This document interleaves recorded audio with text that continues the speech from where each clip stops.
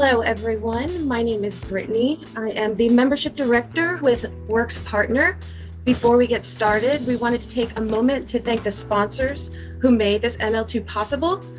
Today's class is supported by Eagle Mortgage Advisors, AnnieMac Home Mortgage, Garden State Mortgage, CMS Mortgage, Cross Country Mortgage, Edge Home Finance, and Core Mortgage.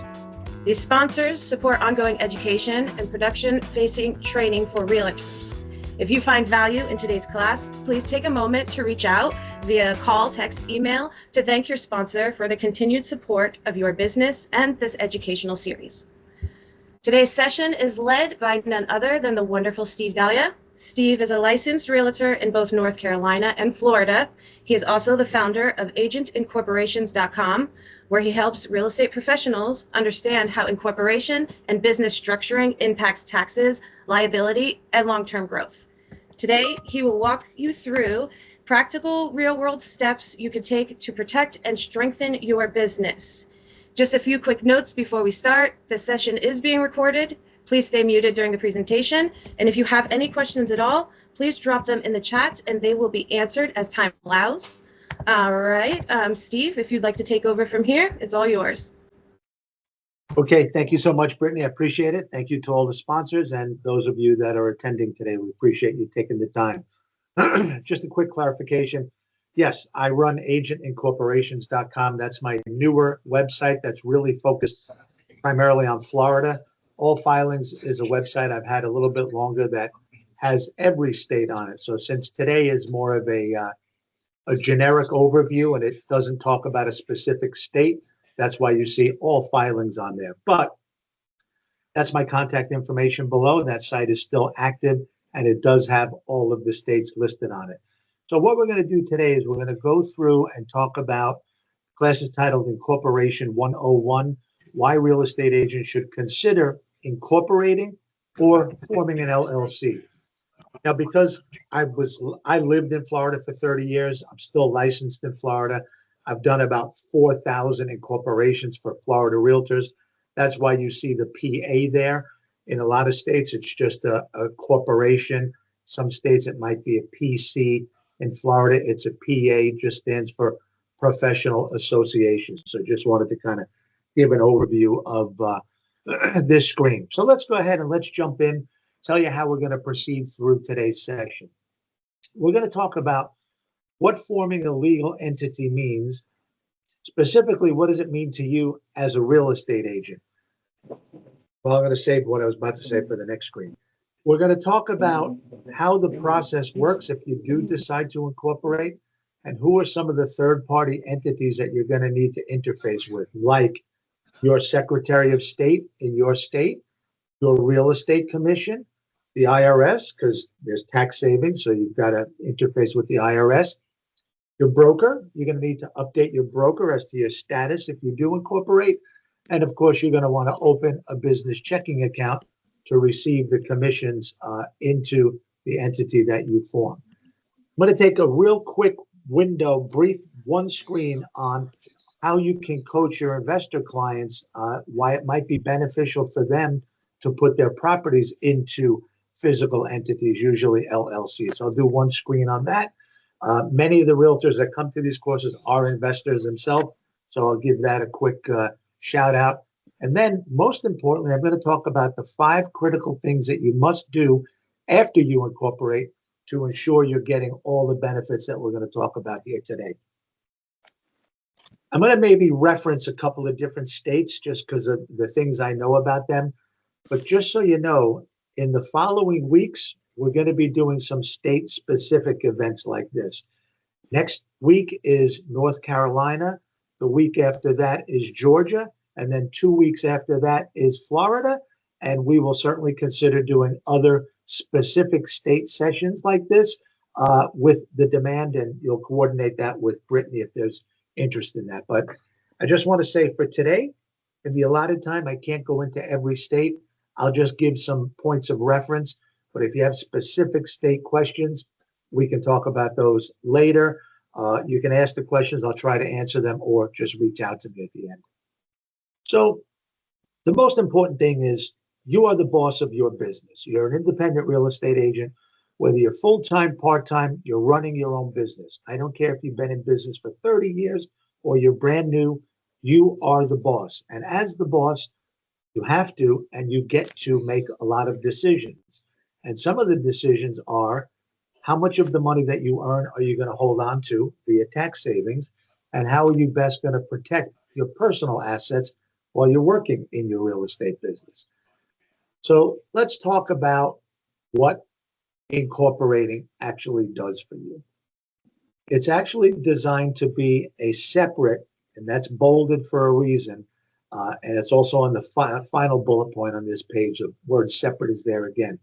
It's designed to be a separate legal entity that has its own privileges and liabilities distinct from its owners. It can do certain things. Now, I'm talking about whether it's a corporation or an LLC. It has the legal capacity to enter into agreements or contracts, incur and pay debts. It can sue and it can be sued. Now, nobody wants to be sued, but you'd rather have your corporate entity sued, than you personally. And again, it's going to be held responsible for its actions separate from the owner. So you're kind of creating a wall between your personal assets and the assets of your business. So if you're not incorporated, I hear a couple of people chatting. If you can just mute yourself, that would be fantastic. So most people that come to these classes are not currently incorporated. If you are, great. Maybe we can still add some clarity to that and give you some tips on how to best move forward. But if you're not incorporated, there's about a 100% chance that you're operating as a sole proprietor. What is that? You're an individual. You own a business, your real estate business. You own it alone because you're the individual licensee, and you don't have a separate legal entity. You're just out there operating under your name that your license is in. As such, you have no legal protection because your personal and business assets are combined under one umbrella. So no personal asset protection. So let's talk about, what do you do about that? What are your choices? And this is universal across all of the states. In almost all states, you can be either a corporation or you can be an LLC.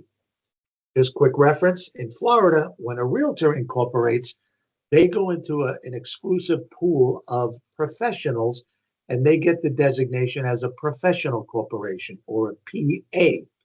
I think there's another state where realtors can become a PC, but some states don't allow it, right? Like in Ohio, you can incorporate as a realtor, but you can't have a PA. You would have to be an Inc. or a Corp. But nonetheless, you pretty much have two options in every state, to be a corporation or to be an LLC.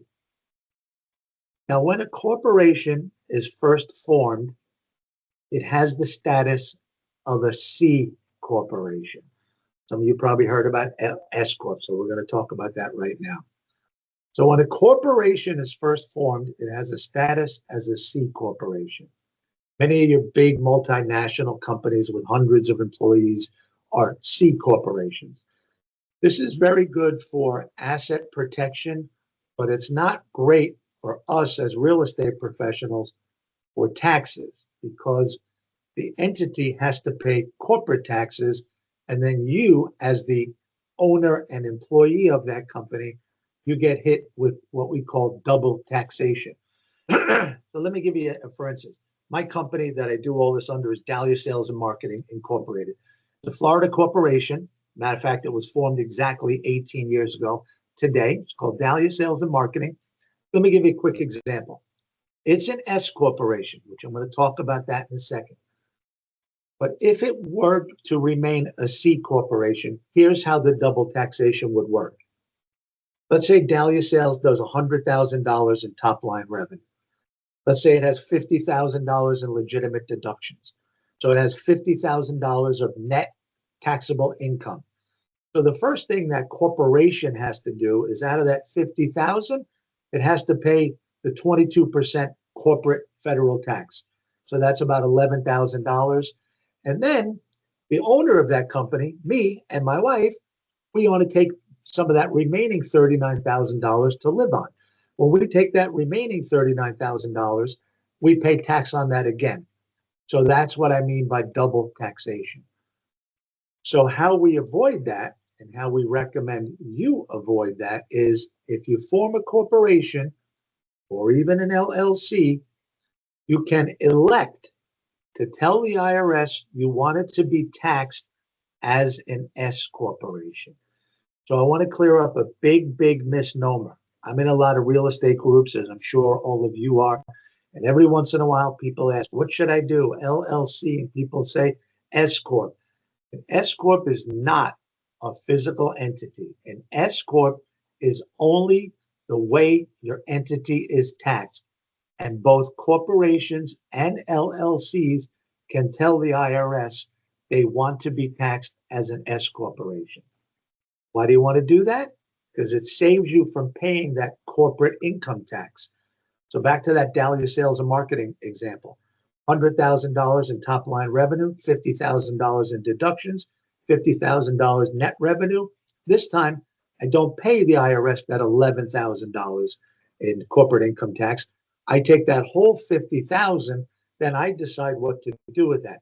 Maybe I pay some of it to myself in salary, and maybe I take some of it in the forms of a distribution, which I don't have to pay corporate tax on. I'll give you a screen on that in a little while. But your options are you can be a corporation or you can be an LLC. Now, an LLC is actually a little bit of a different animal. It's sort of like a hybrid between a corporation and a sole proprietorship. But the bottom line is the benefits are the same. You get the same identical tax savings and you get the same personal asset protection. And they both enjoy this thing called flow-through tax treatment, which is the S Corp. And I'll get into that more in an upcoming slide. So a lot of people over the years have asked me, I want to do it, but what should I do? Should I do a corporation or an LLC? And the answer is, it doesn't matter. And I'm going to show you a screen where in certain states there's predominant entities, but it really doesn't matter. There's a lot of price differences in some of the states, but the bottom line is the benefits are the same. They both create a legal entity from the owners. The owners have limited liability in both of them. They both, with that S Corp election, can enjoy pass-through tax treatment. The only difference is a corporation has to have an annual meeting and keep minutes of what occurred at that meeting. Now, don't get scared by that because there's nowhere where you have to publish those. There's nowhere where you have to send those. And there's also no rule that says you have to have that annual meeting in your home territory. My wife and I, years ago, we went to Costa Rica together and we wrote off part of that trip because we're partners in Dahlia Sales and Marketing, and we wrote off part of the trip to have our annual meeting in Costa Rica. So not to get caught up on it, but the bottom line here is it doesn't matter what you do. They're both way better than not protecting yourself and not saving money on taxes. Okay, so you get a handful of benefits. You can talk to any attorney or any accountant or CPA, and nobody's going to say it's a bad idea. Some CPAs might say, well, it only makes sense if you're making over a certain amount. I'm going to show you why I don't agree with that. I think even at a low amount of income, it makes sense to do this just for tax savings. But you get so many other benefits. The asset protections, the tax savings. There are solutions out there now that even brand new corporate entities can apply and obtain business credit. You can create retirement savings for yourself via a solo 401k. It does give you increased credibility, and it does reduce your risk of an IRS audit. We'll talk about that on an upcoming screen. Why is asset protection so important? Because we've gone crazy as a society. We're very litigious. We sue people over everything. The bottom line is both corporations, I have PAs on the screen, and LLCs allow owners to separate and protect their personal assets. You're operating under a corporate veil, which is that virtual wall between the assets of your business and your personal assets. There's a company that did a report a number of years back, Rice Insurance Services, I believe they're in Kentucky. This woman, Lana Schroeder, you can Google this and it gives you a whole write-up. Basically, people say, well, I'm never going to get sued. Right. The majority of agents never get sued, but some do. And if you get sued, you want to have that extra insurance. You have E&O probably through your broker. This is another level of insurance. Should you cancel your E&O? No, I would keep both, right? So if you look at this screen, there are a number of reasons why licensees do get sued.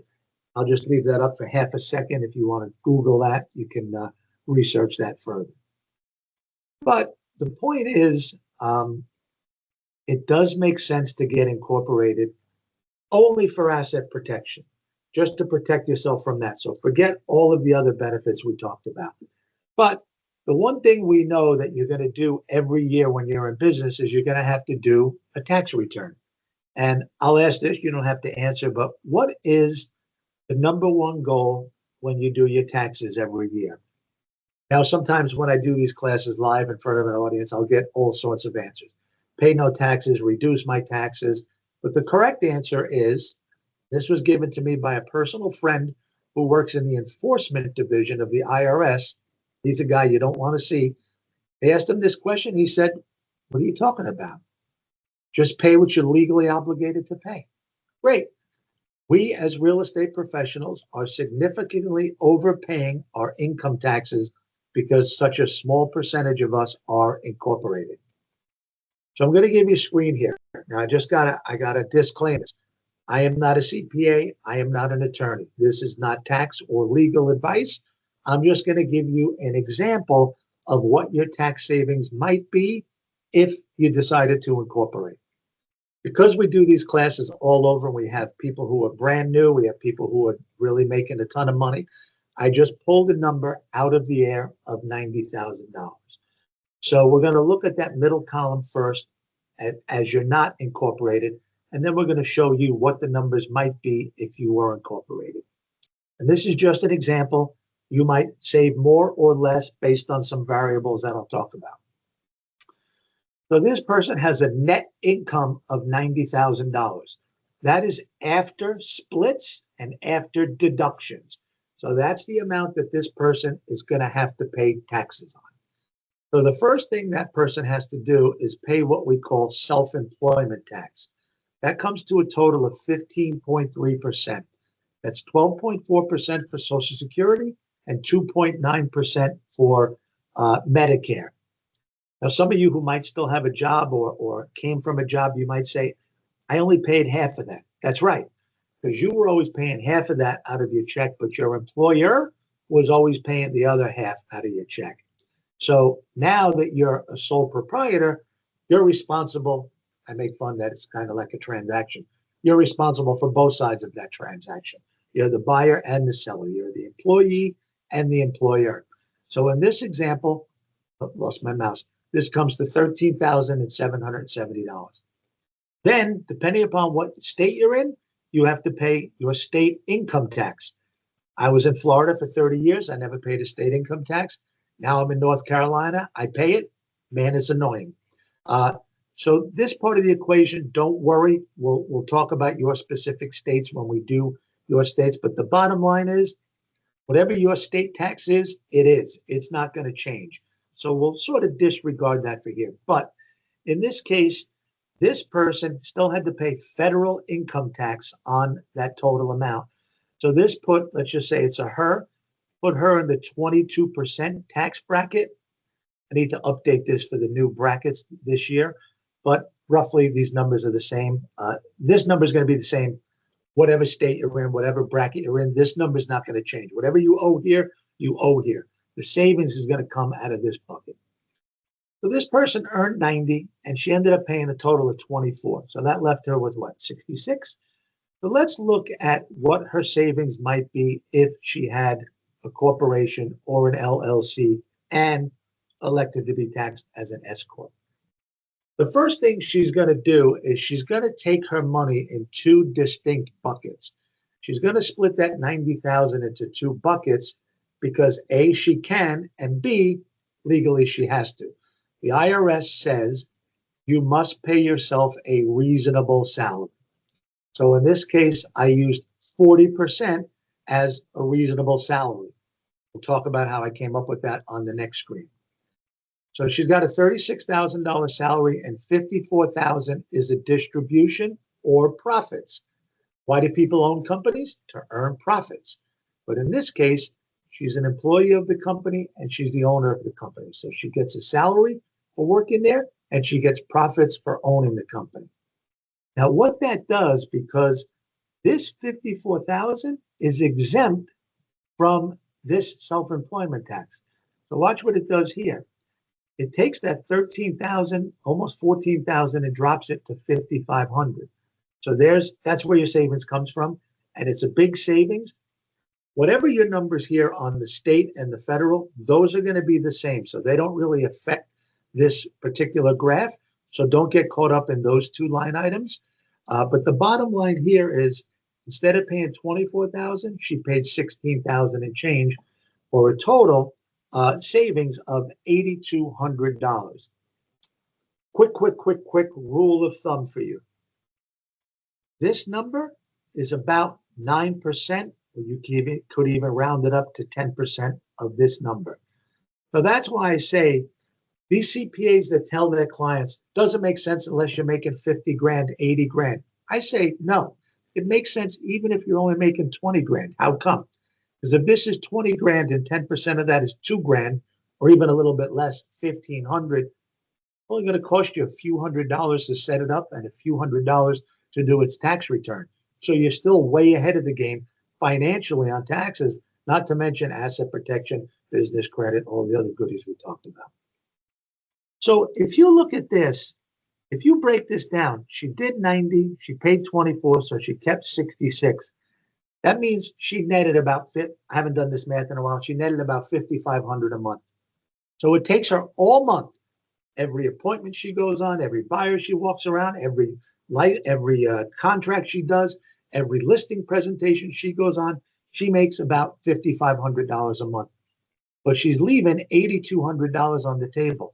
So that represents, I did the math, a month, 1.6 months, 50 days. So we're doing this class, what is today? February 4th. So you're working from now till 50 days from now, March 4th, March 24th, you're working for free just because you don't have a corporate entity. Obviously, everybody's numbers are different, but it's dramatic. And that's just the tax savings. That's not to mention all the other benefits. So remember I told you about we must take a reasonable salary. So we want to take something here, and we do want to enjoy an amount of distribution. Some people learn this and they go, well, I'll just take 100% distribution. You can't, because the IRS says you must take a reasonable salary. And they do look at this. So how did I come up with that 40% rule? Now, your particular accountant might say, take 50-50. Your particular accountant might say, take 60% salary. Your accountant might be aggressive and say, especially if your numbers are lower, take only a 20% salary. So I followed this gentleman, Sandy Botkin, very well credentialed. He was a former CPA with Deloitte & Touche and an IRS tax attorney. At the IRS, his job was to train the other attorneys at the IRS on the tax code. So he's a CPA and an IRS tax attorney. So I'd say he knows what he's talking about. I think you should go out and buy his book, Lower Your Taxes Big Time. I've got a couple different versions of this. He's got an entire chapter devoted to exactly what we're talking about today, how to eliminate up to 60% of your Social Security and Medicare tax with an S Corp. Buy the book, it's $15, read the chapter, get incorporated, save money. It's unbelievable. Many owners of LLCs and corporations use IRS Form 2553. That's the form you tell the IRS you want to be taxed as an IRS. My company handles those for our clients. So he says a 40 to 60% distribution is okay. That's why I used the 40% example on this screen. Do your own research, follow who you think, listen to your tax advisor. Again, this is just for demonstration purposes, but I follow these in my own business, and knock on wood, my desk is real wood or not. Even if you do get audited, Sandy says, show up, be prepared to defend yourself, and be aggressive. because usually the people doing your audits, they're not high profile, internal auditors. And if you stand your ground, in most cases, you can do well in an audit. But even being incorporated is going to reduce your risk of an audit. Additional benefits that you can enjoy by being incorporated. Adds credibility. You show up to, let's say, a listing appointment in Florida with a PA or even an LLC on your card, or an Inc. or a Corp. It just shows a little bit more credibility that you take your business serious, that you know how to save money on taxes, so you're mindful of where money goes. You know how to protect assets. So if you're on a listing appointment, maybe that comes through to the prospective seller that you're doing the right things in your business. Maybe you're going to do the right things in marketing their home as well. And then once you get it, you certainly want to put it on all of your marketing material. And then the last benefit we're going to talk about, I'm not going to talk about solo 401ks or getting new tax credit for new entities. The Wall Street Journal did a report a number of years ago that said that if you're incorporated, you're less likely to be audited than if you're not. They actually said it the other way around. They said that the way you're doing your taxes now, as a sole proprietor, itemizing your deductions on a Schedule C, you're actually 10 times more likely to be audited than if you had a corporation or an LLC with an S corporation. And there's a couple of reasons for this. Number one, the IRS knows those Schedule Cs are just loaded with fraud. So they tend to look at them a little bit closer. The second reason is you might be doing $200,000 a year in your real estate business. And that's a good year. That's a great year. But to the IRS business auditors, a $200,000 business is not a giant business. So you tend to stay a little bit more under the radar on that. So just another benefit of being incorporated. And then my friend, who almost said his name, my friend, the IRS enforcement auditor, he just said, it's no big deal. Just take everything you can that you're legally able to take. Be prepared to defend yourself if you do get audited. And then, like Sandy says, just be aggressive and stand your ground. There's, it's not rules. You just have to make your case, just like you make your case on a listing presentation why the homeowner should list with you. All right. So here's the benefits we talked about earlier. I just popped them up on the screen again, just for your information. Now, here's the important part. Oh, I forgot. I want to do the little overview if you are an investor or if many of you have investor clients. This whole business of asset protection is very, very important. So I'm going to do a quick example here. If you have a client or you are an investor and you have 6 income producing properties, they're Airbnbs, they're annual rentals, whatever they are. And let's say somebody has a party at property 2, the debt collapses, people get hurt, and you get sued. And you go to court and you lose the case. Well, because you don't have any separation and all these are in your name and there's no separation, you stand the risk of losing all of your properties and all of your assets because something happened at one of your properties right here.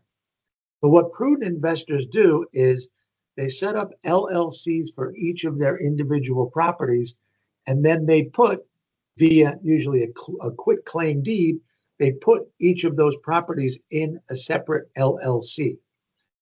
Does it cost more money to set up the LLCs? Is there more maintenance? Yes. You got to do annual filings for them. You got to do tax returns for them. But guess what? That same situation before, something bad happens at property number 2. The only thing you can lose is the assets of LLC number 2. LLC number 1, 3, 4, 5, 6 remain untouched. Now, again, I'm not giving you legal advice here, but this is kind of a known protection mechanism for investors. So you want to be consulting your investors, especially if they're buying properties from you, that they want to do this. Some states have something called a series LLC. We're not here to talk about that today, but there's other ways to protect it by putting them in trusts and land trusts. But just from a high level overview, you just want to be aware of this, that you can protect assets by, what's that word we talked about in the beginning? Separating them, keeping them separate. Okay, how are we doing on time? I think we're in good shape here. Yep, we're in very good shape. If you want to form an entity in your state, there's a couple of things you need to be aware of. So the first thing is, now this is a Florida stat. I don't know all the stats in every state. I pull the records from Florida because it's where most of my business comes from. And it's probably worse in other states. In Florida, only 15% of the 200 and something thousand realtors are incorporated. So that means over 85% of realtors in Florida are not incorporated. So they're out there operating every day without protection and paying more taxes. So why are so few of them incorporated? Because they didn't attend a class like this, or they don't have clarity. They know a little bit about forming an LLC. They've heard about PAs. They've heard about S corps. They think it's a good idea, but they're not really clear on it. So hopefully up till now, we've added some clarity, but we're going to add a lot more clarity in the next 5-10 minutes. It can be, depending upon what state you're in or who does your corporation formation, it can be a costly proposition. I have an attorney friend in Florida. He charges $1,250 to do it. So it can be costly. And it's not complex, but it can be perceived as a complex undertaking. It's not. We've boiled it down to a simple process.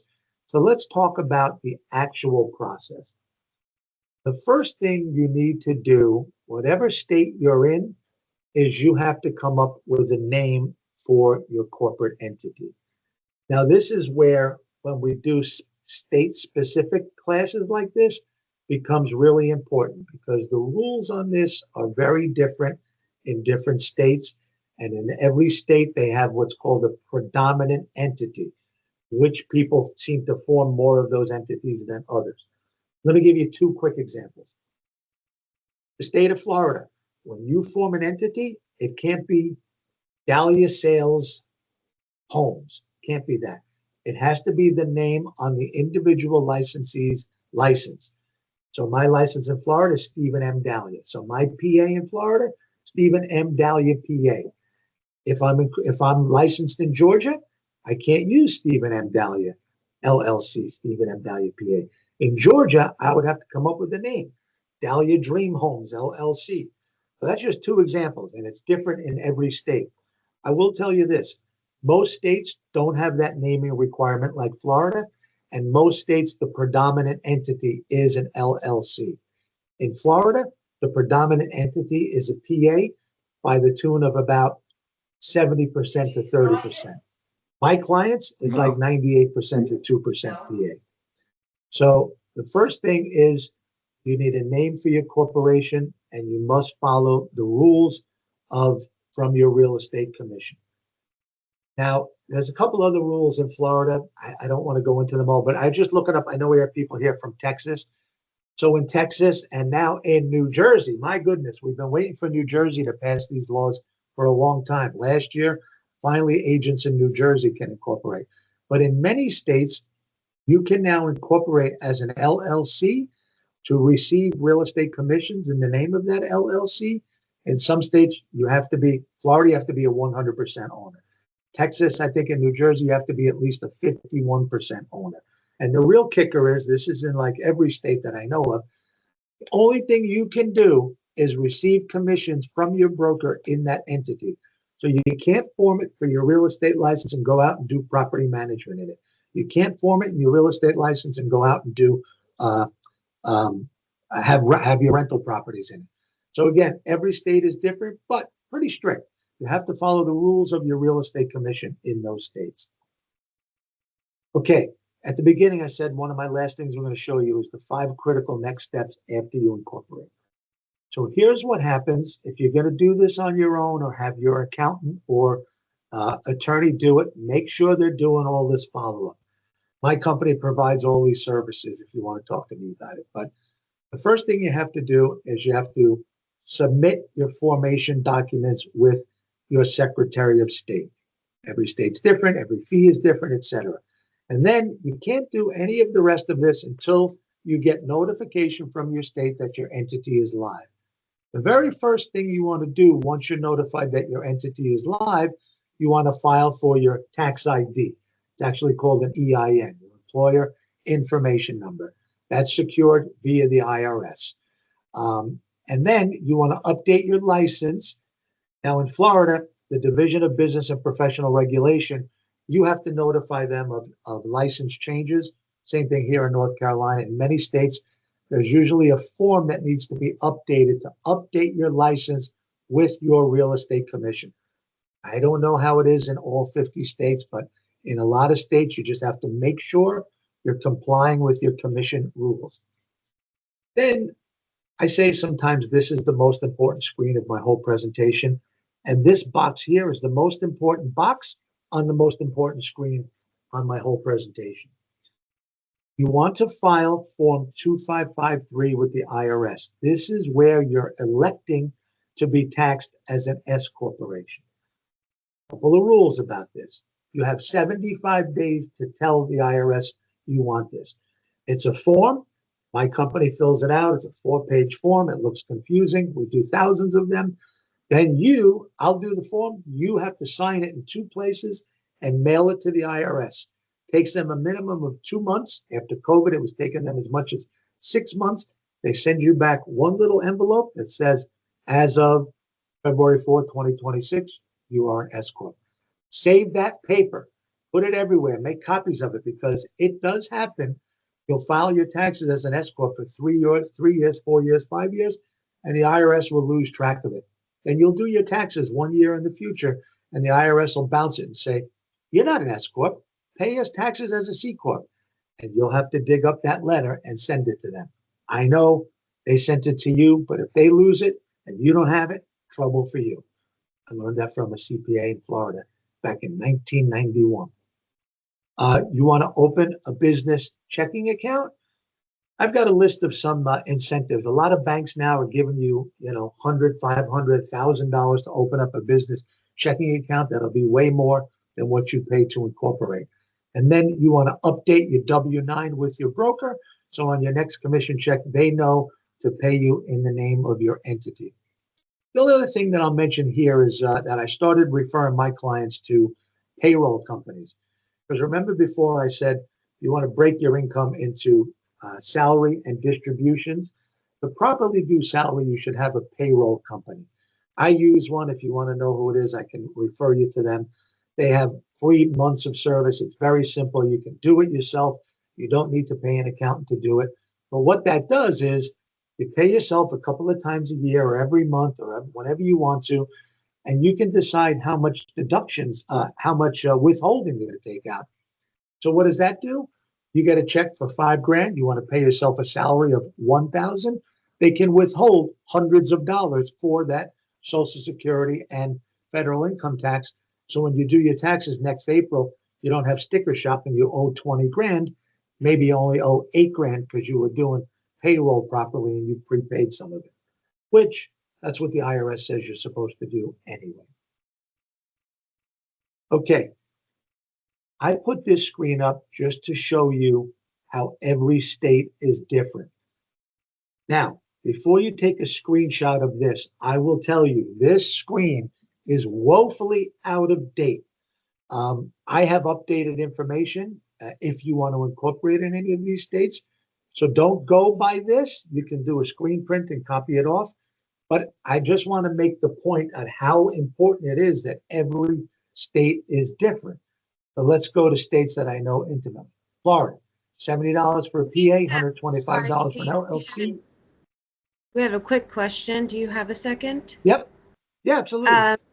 Someone asked if you can give a referral for payroll services.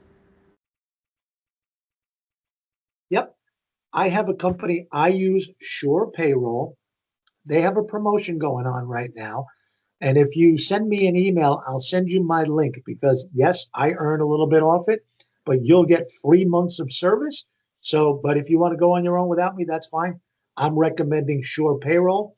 I started doing it myself via for Dahlia Sales and Marketing, and it's a simple process. So that's the one that I'm using right now and recommending. If you want the 3 months, hit me up. I'll send you my link. Okay, so notice a corporation is different than an LLC. Florida, you have to pay an annual report every year for $150 for a PA. It's actually, $138.50 for an LLC. And then in each state, you have a predominant entity. So this screen is simply to show you, look, don't go by anything specific because every state is different, and every state's real estate commission has different commission rules. So I'm going to probably update this and start sharing it, but I'll tell you right now, this is out of date. Like I know this is 138.50.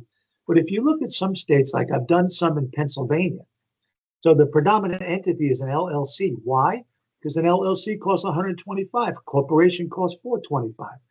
I hardly do any in California. How come? Rates are cheap enough, 115.85.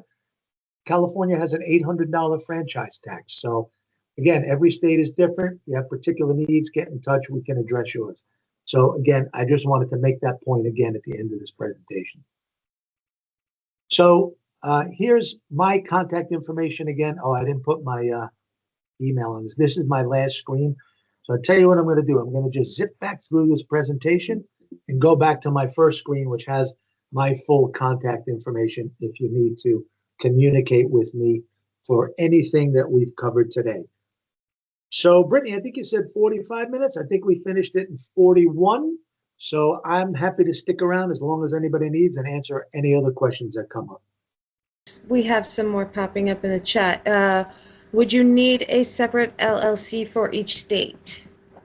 Yeah, I believe so, right? Because I'm in North Carolina now. I just took my broker in charge licensing test. And yeah, most states don't recognize licensed entities from other states. Now, there is, again, it's going to depend on your from and to states. There is a way to do what's called you can have a domestic entity or a foreign entity. So let's say I'm licensed in North Carolina. I have my PA in Florida. I don't think there is in North Carolina, but I might be able to say, use that foreign entity in Florida. But North Carolina Real Estate Commission is very particular. So it's going to depend on your two real estate commissions in your two states. And we have one other question. How can we hire you? Just send me an email to steve@allfilings and I will respond to you. We'll talk about your state. If you go to my site, allfilings.com, you'll see I do a lot of business in Florida, but there's a box that says non-Florida entities. And you can see I have a very ugly screen where all the states are there. You can click on them. Some of them need updating, but you can start there, or probably your best bet is to just shoot me an email or call me or text me at that information on the screen, and I can get you all the information that you desire. And I'll tell you, in some states, it may not be worth it for you. Like if you're not ready to bite off that $800 franchise tax in California, maybe you're not ready for this time. I know some states are just crazy expensive. Massachusetts is expensive. Some states are cheap. Colorado's cheap and easy. Florida's cheap and easy. But then the real estate commissions might be sticky. So yeah, just get in touch. That's why I went back to this screen with my contact information on it. And again, just a reminder, next week we're doing North Carolina.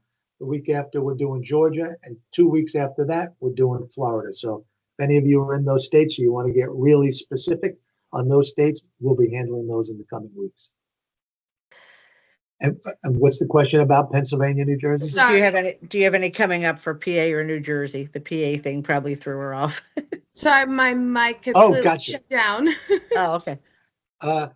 No, we don't. But I'm gonna make a case to Brittany, Russ, Kerry, the founders of Works, that we should do New Jersey, because I know they have a lot of agents in New Jersey, and up until like last year, realtors could not incorporate in New Jersey. So I'm going to press them, ask them if we can do one specific for New Jersey. And maybe it's not I forgot the name of these events that we do, the National Lunch and Learns. Maybe it's just a one-off class for New Jersey.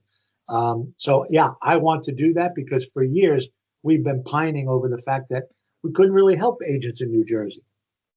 Pennsylvania, I've done some in Pennsylvania. It's a pretty straightforward state. So yeah, we can maybe address Pennsylvania on the New Jersey call. So I'll get with Brittany, Russ, and Kerry and see if we can't get that done. How will we become aware of when those would be upcoming? Well, you can get in touch with Brittany and Works. And if you want to contact me as well, I can keep you posted as well. Thank you. We had one other person ask about California as well. Yeah, I've done some in California. When I learned this business back in 11 years ago, I was part of a group and we had agents in a lot of different states. And the guy who ran Florida, I took over for him in Florida, and he was the top guy in the country. He moved to California for a relationship he was in, and he made a go of it out there. And he did a fair amount of business, but then it just became tougher and tougher with the franchise fee. I don't know California intimately, but it used to be the franchise fee was just for LLCs. So everybody was forming corporations. And then I think, could be wrong, California started charging it on corporations as well. And then, there's no way out of it. So, it's still good. All the benefits we talked about are still there. The tax savings are there. The price of homes in California is higher. So maybe the $800 franchise tax is not that big of a deal in California. But just for me, I just find it egregious. But absolutely, California is the biggest state in the country, the most agents. So maybe we should talk about that as well. It's just a little more expensive to get started, but all the other things, everything else we talked about applies. That is all the questions I have on my end. Perfect. Well, Brittany, I just want to say thank you to you and thank you to everybody who attended today. And I look forward to seeing everyone on future events. And by all means, if there's anything I can do for you in the meantime, feel free to connect with me on the contact information on the screen.